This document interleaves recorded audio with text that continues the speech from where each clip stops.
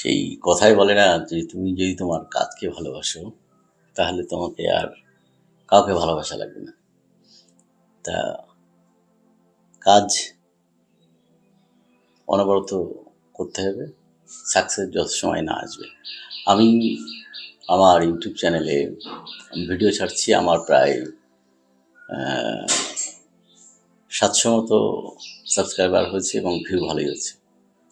তো আমার পরিশ্রম বৃথা যাচ্ছে না।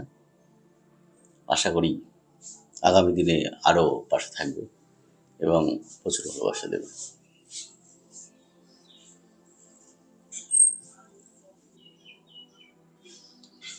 একটা ইউটিউব চ্যানেলকে গ্রো করতে গেলে মোটামুটি প্রচুর পরিশ্রমের দরকার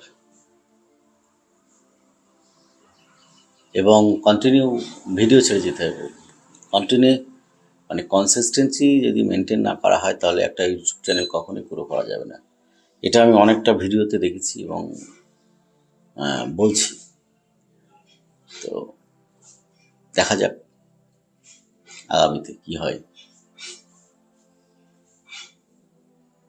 কারণ প্রায় 46টা ভিডিও ছেড়েছি।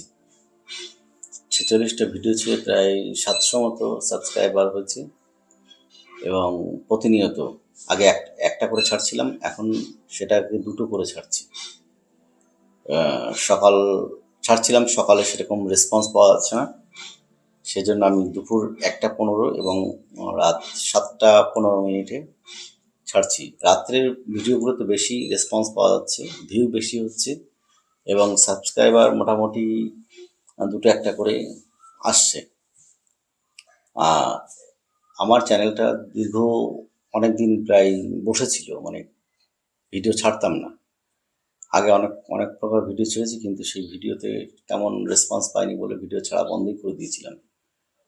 তো প্রিমিয়ার প্রোটা ভালো করে শেখার পর এখন আমি মোটিভেশনাল যে স্পিচগুলো হয় সেই ভিডিওগুলো আমি ছাড়ছি।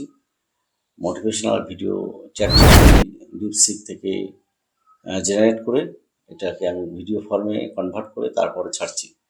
পরিশ্রম একটু হচ্ছে, তবুও কিছু করার নেই। ইউটিউবে সাকসেস হয় আসে না বা একদিনে আসে না, অনেক পরিশ্রম করতে হয়। তো দেখা যাক পরিশ্রম করে কতদূর কী দাঁড়ায়, তবে বিশ্বাস যে সাকসেস হবেই। সকাল থেকে অনেক ভিডিওই আপলোড করার চেষ্টা করছি, কিন্তু আপলোড করার আগে এডিটিংটা আগে করে নিচ্ছি। ডার্ক সাইকোলজির ওপরে এখন সিরিজ চলছে। ডার্ক সাইকোলজির সিরিজ শেষ হয়ে গেলেই হেলথের ওপরে ধরবো।